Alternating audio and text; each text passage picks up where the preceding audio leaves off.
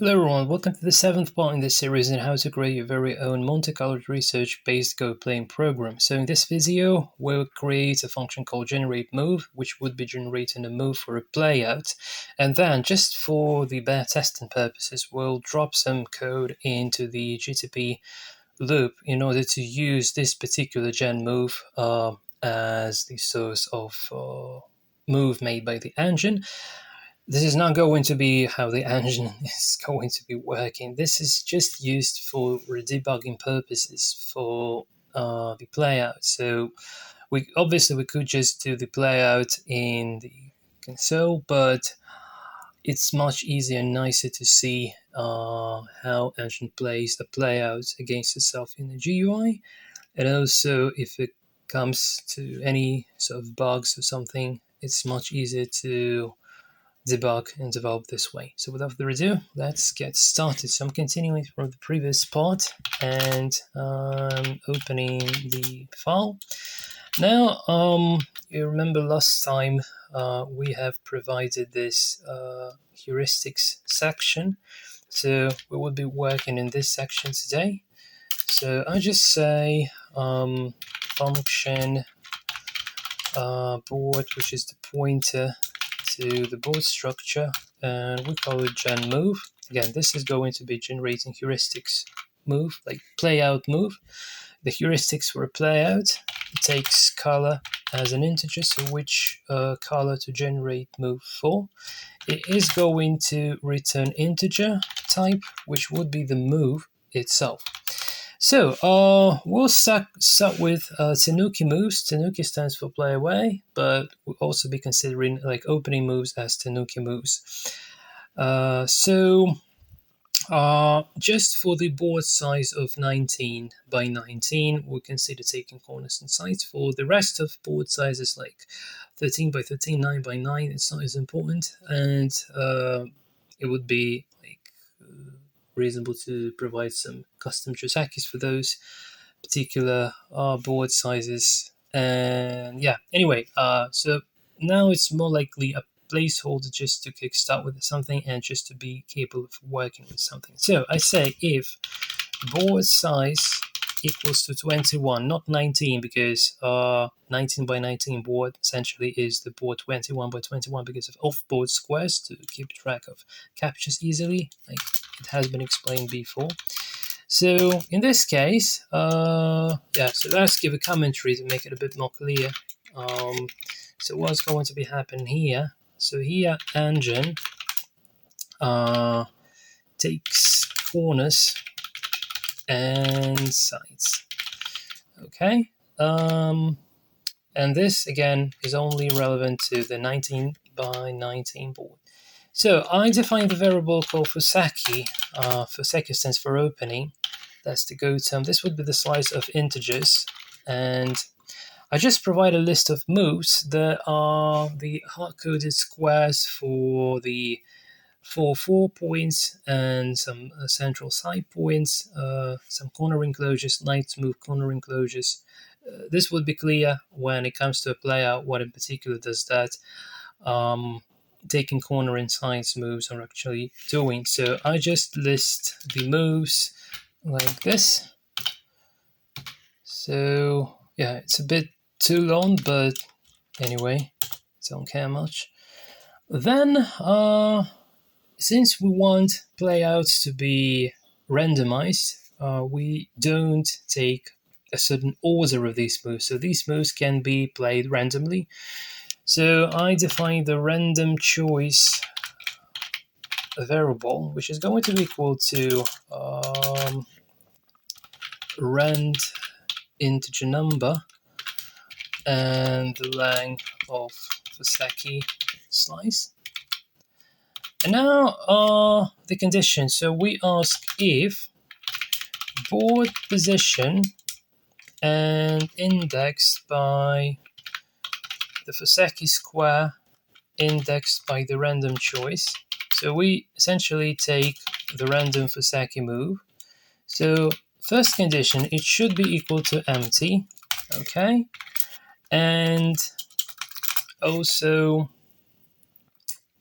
we need to make sure that the square itself, so Sabaki random choice, is not equal to board co. So this might happen, it's a co-square. It would result in a bug if we don't check for this. And finally, if this is not a suicide move, so if board not suicide, and we give the Sabaki index by the random choice. So if all these conditions has been met, in this case, we just return Sabaki index by the random choice. Yeah, let's make sure it's still compiles and runs. So go build and go. Operation, invalid operation, mismatch types, boolean and integer. Okay. Oh, just wrong place for is not equal to board co. Like this. Missing return. Okay. At the very bottom there should be return 0, which means that no legal moves found. Let's say just no moves, no legal moves found. Might not be obvious, but okay. Anyway, I will try to explain this confusion with legal moves. Okay.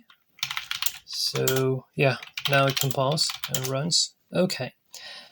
Great. Next thing, before anything else, we need to define the smallest group for the engine and the smallest group for a play. This comparing these smallest groups would be taking a decision which action to take, either to attack or to defend, and respectively, engine is going to be attacking a player's group, or engine is going to be defending against player. So first I say engine equals to assigning the value of board target and the color, which is the engine color. And then the player assign the value of board target, but this time 3 minus color, so the opposite color. So now engine is the slice of squares, the liberties of the smallest group the engine have, and player is the slice of integers, which are the liberties of the smallest group that player has. Okay. Now the first heuristic is let me just provide the commentary first. So this is going to be we want engine to capture player's group. So engine captures player's group. So if it's possible currently on board for an engine to capture a group, then great, just do it and do nothing much but that. Just capture a group. Okay. So I say if and length of the player is equal to 1. If player 0, so since the length is 1, this means that the group has only one liberty, right? So player's group has only one liberty, and player 0 is the exact value of the square where this one liberty is located. So if this is not a co, right? In this case, we can capture. We're not checking for suicide here because capture results in capture. No suicide moves there, so we can safely just return player indexed by 0. This is it. Okay. Now another scenario. This is going to be engine saves own group. Engine saves own group. This condition is very similar to the above, but the difference is that I say if the length of the engines group is equal to 1. This means that if we could capture that, we already did. If we did not capture, then we're looking for our own group, which only has one liberty. And if we find such a group, in this case, we need to check whether we can save it. So if board not suicide, since here we're not capturing anything, we may try the suicide mode, which should be avoided. And we're checking for engine 0, okay? And in this case, we just return engine 0, okay?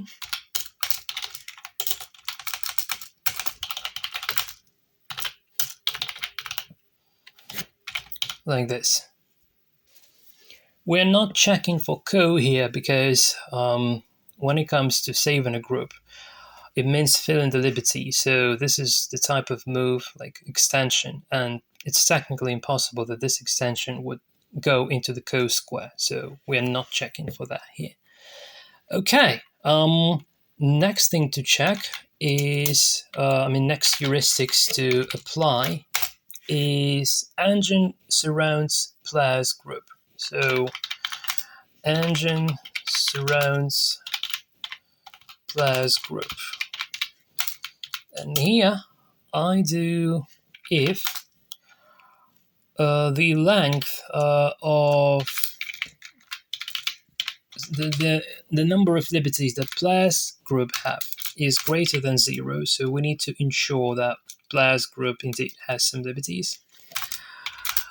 And also the length of the number of players' liberties is less than the length of the engine's liberties. So what we do here, this means that we have our own group, which is going to be surrounded by the player.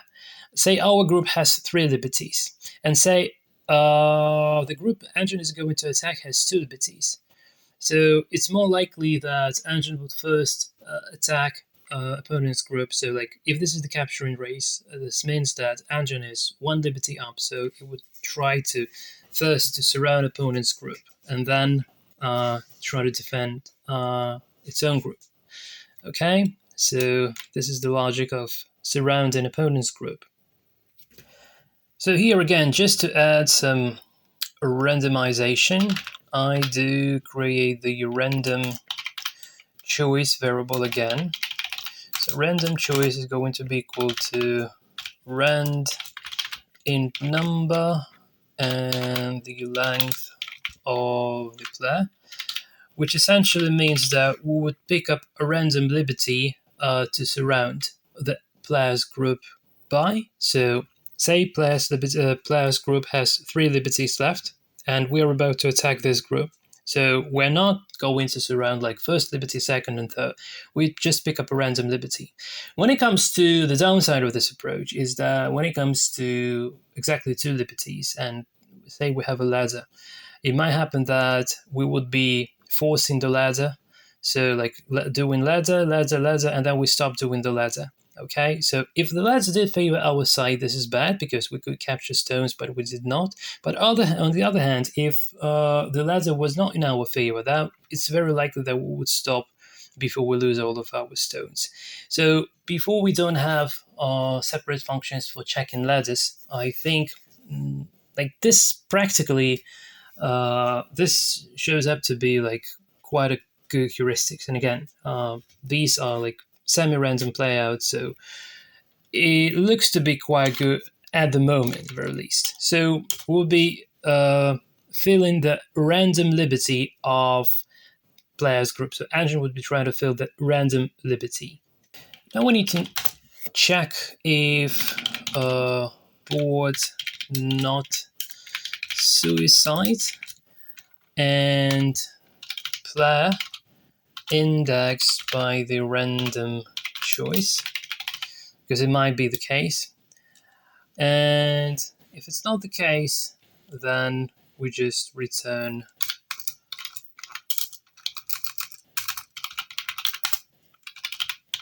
player indexed by the random choice. So we do fill in a random liberty. Okay, and another scenario that we may want to extend our own group. So I probably do else if here. Yes, probably better do else if. Else if, and the length of engine. So engine has more than 0 liberties, at least has 1 liberty. And the length of engine is less equals than the length of a player.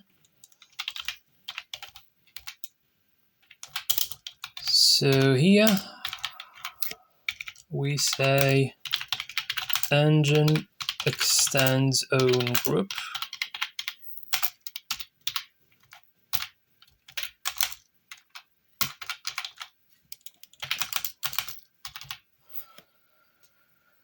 Again, we do the random choice here, and this time this would be rand int number and the len of engine this time.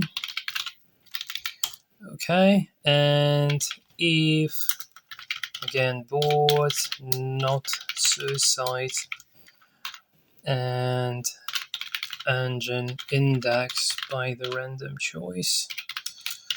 So like our functions that we've implemented the last video come in very handy today. So in this case we just return one of the engine liberties, filling up the random liberties of the engines group, of the engine smallest group, with filling up the random liberty engine index by the random choice, like this. Okay, so yeah, it takes corner and size. It's not Tanuki. Yeah. Now finally we come to Tanuki, which would be essentially a random move consideration if otherwise nothing from above has resulted in a move being found. So we say for rough set is equal to 2.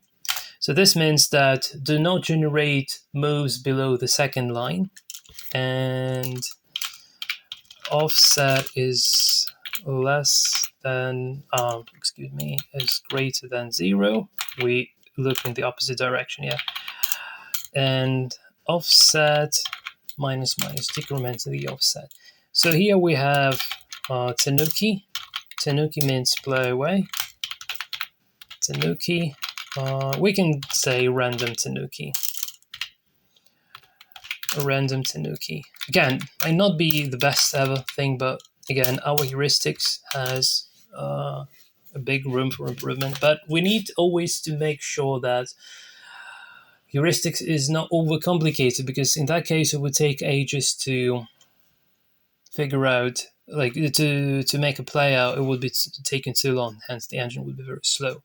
So playouts should not be very accurate because we're doing lots of playouts. So playouts should be just given the general direction of how like the given position is going to end up to whose favor. And since the result is quite random at some point, that's the reason why we do many playouts. And generally we may rely on that. So that's why the multicolored research is essentially called the reinforcement learning algorithm rather than just a search algorithm. Okay, so here this time we create a variable called random move. So we do board random, so generating a random move, and sending the offset as the argument here, right? And now the condition. So if Board. No, I'm not using board not suicide, because in this case it would not be connecting groups, because suicide means no liberties, but no liberties does not always mean that no liberties because the square has been surrounded by exactly the same color. So it might be that the square we're about to play into does not have liberties, but it's not surrounded by a single color. And in this case, we need to allow move to be played there. But if the given square is surrounded by the stones of a single color, and we use board's diamond function to check that. In this case, we don't want to play there because that would be a self-capture. So it's a little bit different logic, but just from the practical perspective, I use this combination of functions this way. I will show you how this works, and this would make more sense, hopefully. So we're using random move, checking the random move if it's in a square that has been surrounded by the stones of a single color or not. So if it's not equal to the opposite color, 3 minus color, right? Another condition would be quite similar. So board diamond and random move, but this time we're checking against our very own color, and this line allows us not to fill own, not obviously eyes. Those might not be eyes, obviously, but if you have a diamond shape, like one stone up, one down, one left, one right, so this random move would never fill that space, because this might be the only eye, and this would result in a group is about to die very quickly. So essentially, these two lines implicitly help an engine to create living groups. It knows nothing about two eyes, but implicitly these two lines are very well. This one is obviously prevents the illegal moves, but this one it helps maintaining living shapes. At least not destroy one if it has already been created. So this is quite important. Okay. Next condition is obviously we need to make sure that the board position indexed by the random move is equal to the empty square, so that there is no stone. And in this case, we do return the random move. So we do return random move. And let's make sure it compiles and runs center fun plus 250 player, not players, just player. Okay. Okay, seems like everything works. So just a few words before we copy paste the code into the GTP driver. So how this kind of thing works. So first, we would be returning only if the offset is equal to 2, which means that we are generating moves no lower than the second line. Because in the opening phase and in the early game phase, it's not good to play on the second line or on the first line. But it might happen that condition does not met, which means the entire board has already been filled with random moves or other moves. So if it's not possible not to play down below the second line, then we say, okay, then decrement the offset, and now we can play below the second line. And if again we run out of moves, then in the very end game stage, the Yorsa kind of stage, in that case would be even generating random moves on the very first line, just to make sure that all the territories would be enclosed. And that's very crucial, because we need to be able to count territories for whites, for blacks, also the stones, make all the necessary calculations to figure out who has won the game. Okay guys, now let me copy paste the GTP driver for a generate move command, and we'll see how the engine is going to be performing a playout like game against itself. So this would be like, you heard of playouts, but you don't know what's happening during the playout. So we'll now see what would be happening during the playout, assuming current particular engine and current particular implementation. And even though we'll probably improve the heuristics in future, but for now, just as a placeholder, the bare minimum kind of scenario. So yeah, let's go for it. So I bring things in and paste, and let me very quickly walk through this code. So in case if we have a GTP command genmove, so what we do here, color initializes empty, then we want to check out whether it's white or black to move, initializing move equal to 0. Then we're given 100 attempts for a move generator to come up with a move.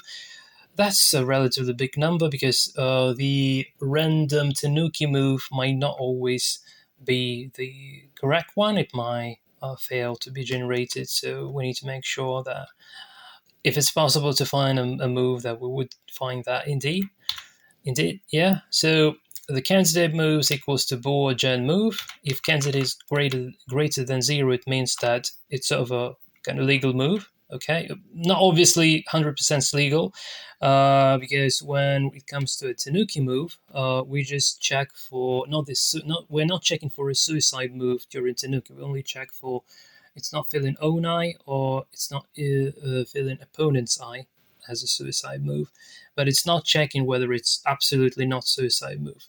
So because of that, we would need to check for legality one more time. But anyway, so move equals to candidate, and then we break. Otherwise, we keep trying. So if eventually it happens that the move is greater than 0, which means that the move is like okay, then we play the move. Otherwise, we say pass. What happens when we play the move? We ask if after we play the move, we need to make sure that it has not returned false, which means the move is illegal. So with this board play, move gets played anyway. If it's a legal move, it gets played. If it's not a legal move, it just gets erased automatically. So if it fails to be generated, it just tells pass. And engine might pass a few times before the game ends. The game ends when 2 engines passes. Yeah, and we just bring the move that has been played. We give an idea to the GUI which move has been played. Some logic to strip 0 bits because after the string concatenation it might be not very clear, like some Go language specific stuff, which I'm not quite sure how exactly it works. But anyway, so with this little driver, we'd now connect our engine to the GUI and see how it plays against itself. So here I have the Sabaki GUI, and I want to adjust the path to the executable produced from the source code that we've just written. Go. So this is going to be tutorial and part 7. Okay. And hold my breath and try to run. Okay.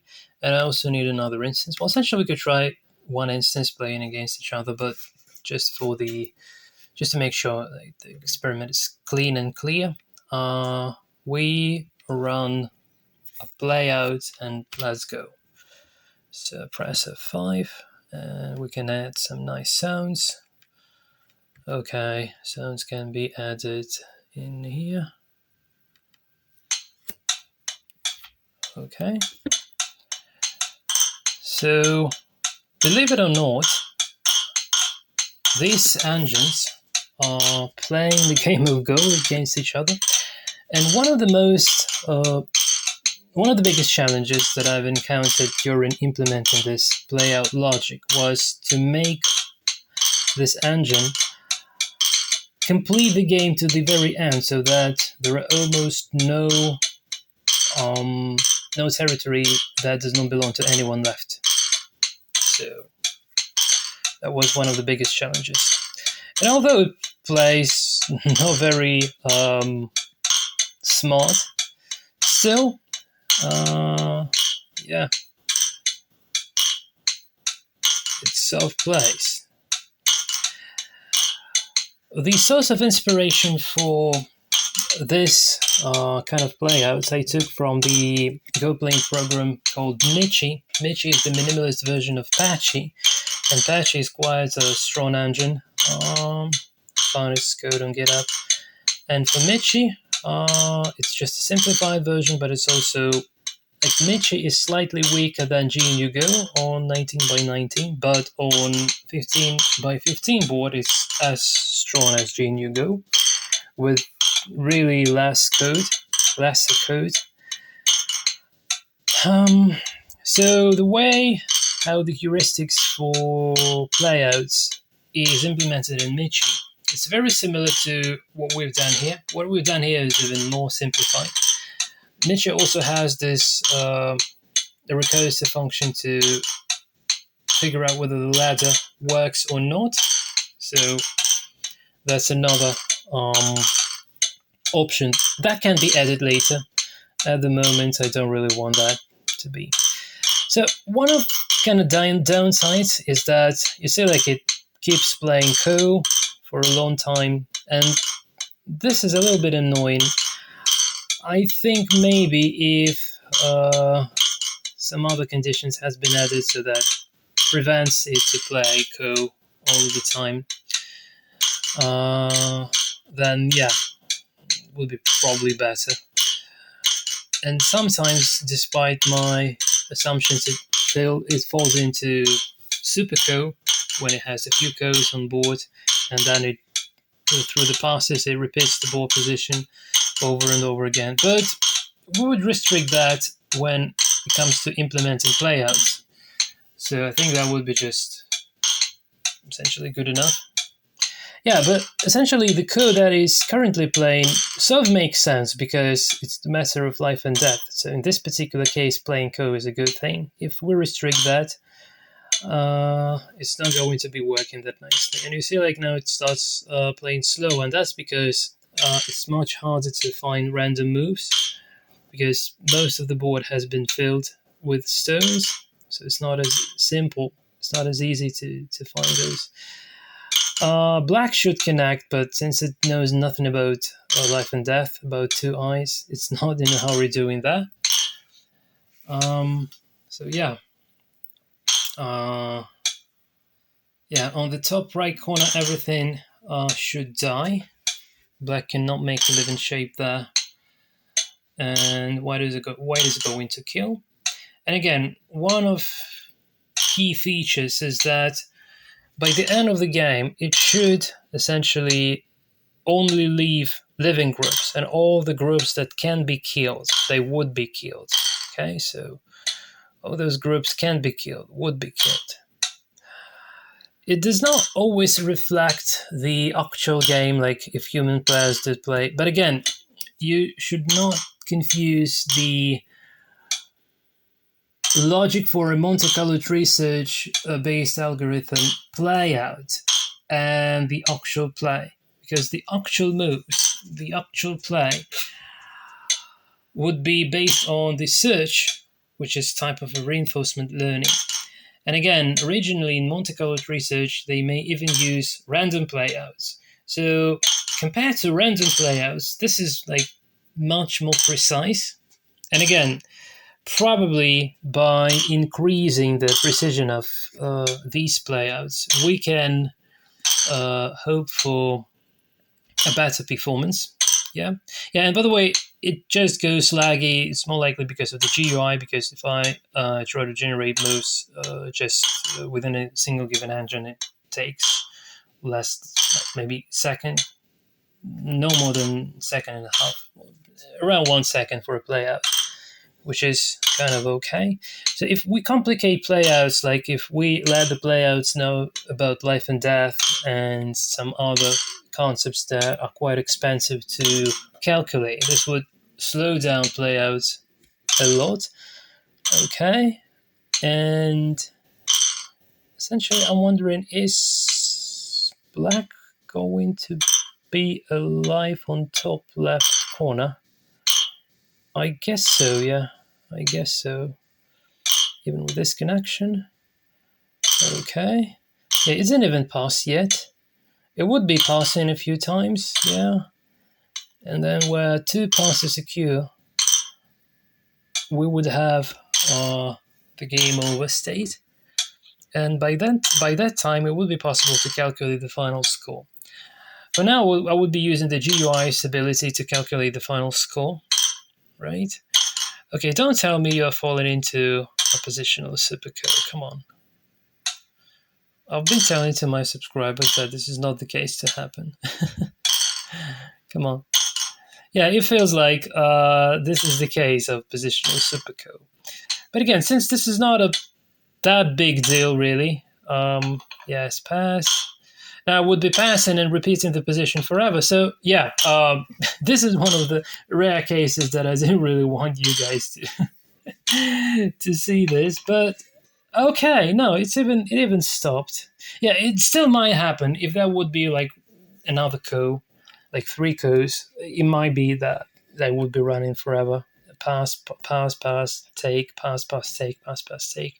Yeah, this time it just finished. And notice that no single point that does not belong to anyone, which is good. It's not always the case. Sometimes, yeah, it might not be that great. And also, again, this is not really clear. So it would be counted as black's territory, but essentially this could be no one's territory, so black should fill this liberty. Anyway, let's have a look at the final score.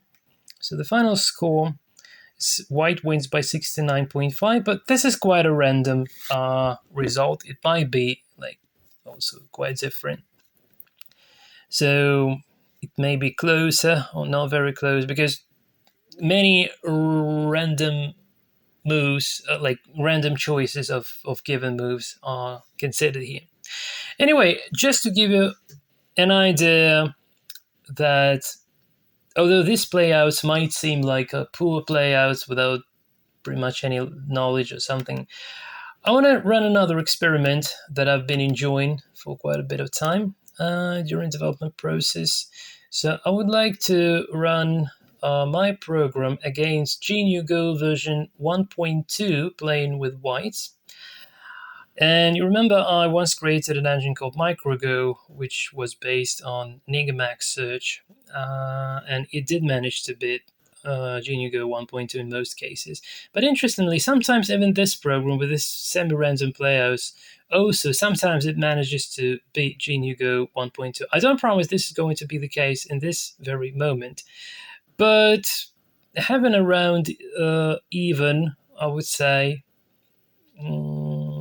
playing strength around 30Q maybe. I think this is quite a good result because this is just a play up. This is not the end result playing strength for sure. End result playing strength would derive from the Monte Carlo research. Okay, let's have a look at the game. So it might happen. Sometimes GNU 1.2 is laggy, so sometimes it might come up with illegal moves. So white might be making illegal moves from time to time, but there is a way to fix that. So if anything goes wrong, I would be fixing that along the way.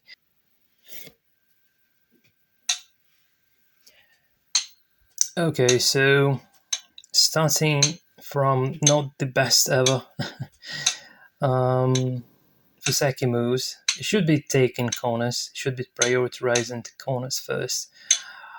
Maybe this can be adjusted, by the way.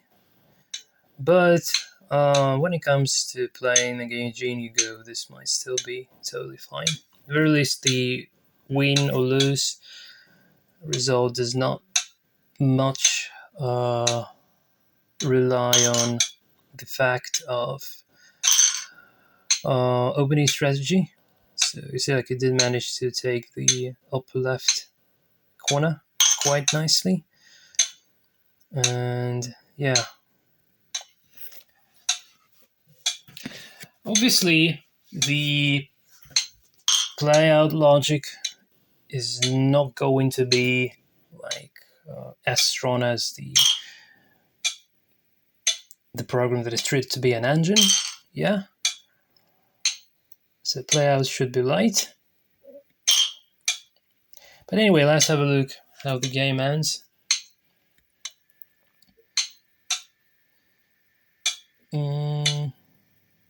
Yeah, this was a stupid move. That was a stupid move. anyway, it feels like black is building territories on top quite nicely, enclosing its territory. So that simple heuristics that we've just created results in solve a reasonable play.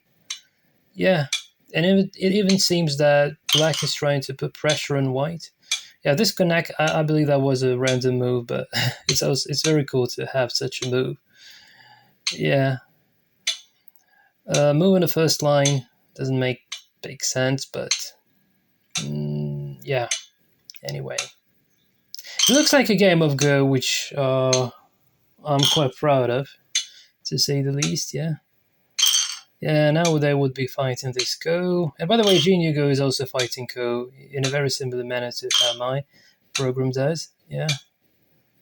So that is quite interesting. Yeah. Okay. Now, yeah, Junior Go is going to win this. And takes. Yeah. No more Go. Okay. Yeah. Stupid moves are not bulletproof. Yeah, it's not bulletproof from stupid moves. Okay.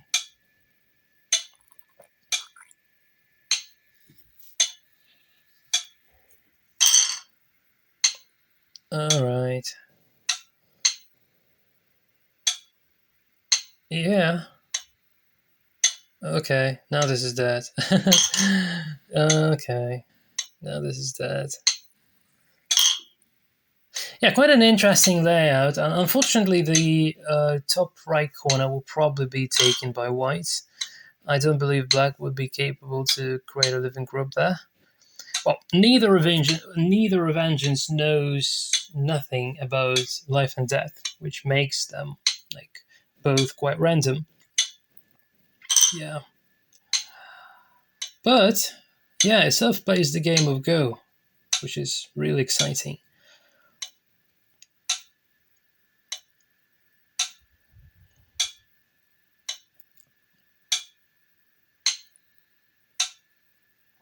Probably, I don't know if white is winning or not. It's hard to say. If white takes the right side, then white would most likely win. Yeah, I think it's hopeless now. Unless S8 is played and then S9 to try to connect, and then maybe, not anymore. Not anymore. Okay, not anymore. Yeah, okay.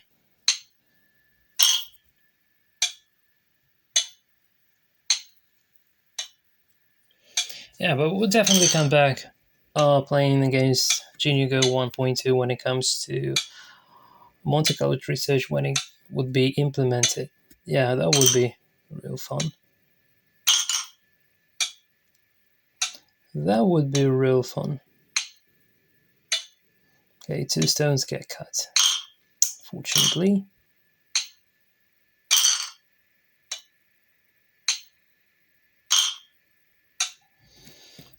Okay, it's about to end soon.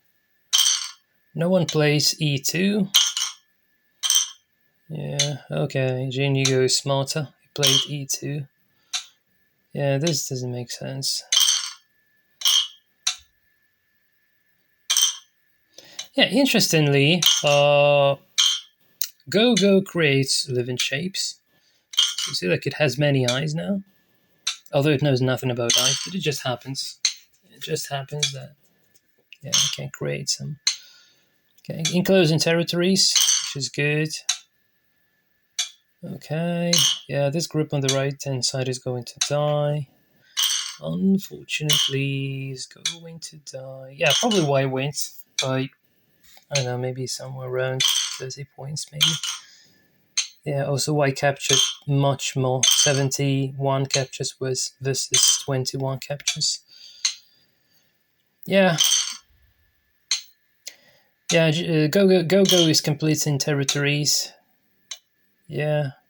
In quite a stupid manner, but still does, yeah. Okay. Yeah, white invasion on top left is not going to work. But on bottom, oh my goodness. Is this going to be... this is not good. White should not live on bottom, but this is quite annoying.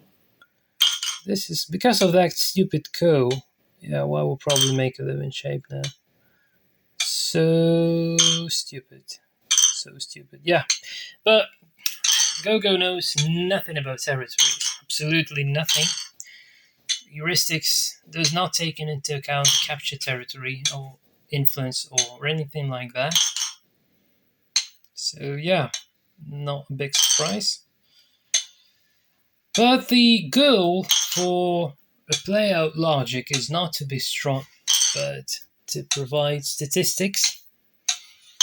So assuming a playout like this is going to happen, that we know that some of the moves played previously is a bad move because it leads to a lose, like this. Okay, but the biggest, what have you done? Oh, no way, no way.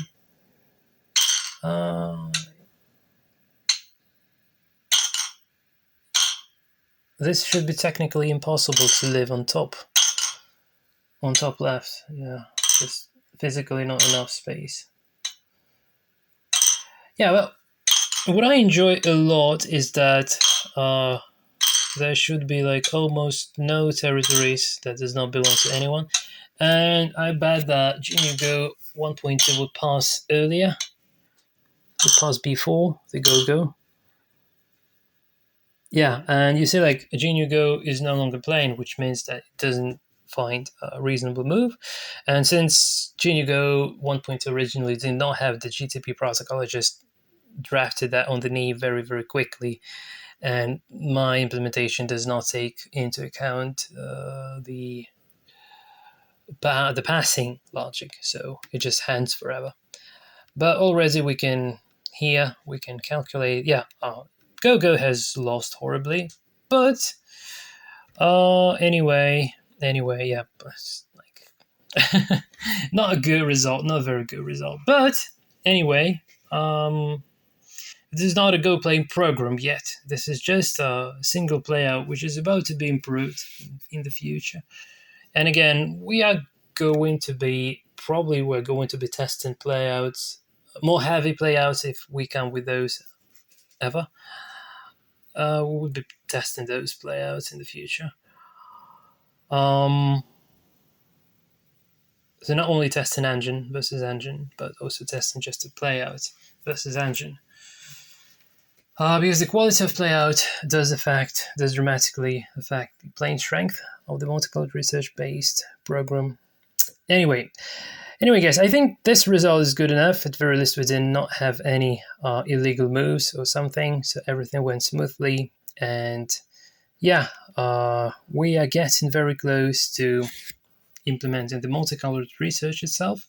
Before that, we will need to create a function that would essentially be doing a playout, so similar thing to what we've seen already, not against the Junior Go, but against its own self. And then after the game is ended, in example, 2 passes has occurred. In that case, we need to count manually. We need to create a routine to count all black territories or white territories, and count stones and calculate the score. And that would be the result where 2 passes occur. That would be the terminal node in multicolored research terminology. And by that time, we would know for sure that like this is a lose position or a winning position, and we would be back propagating results from that game, from that particular playout, up to the tree, so that we know how likely we should proceed. Okay, that's it from my side. Thanks for watching, and I'll see you in the next video. Until then, and cheers.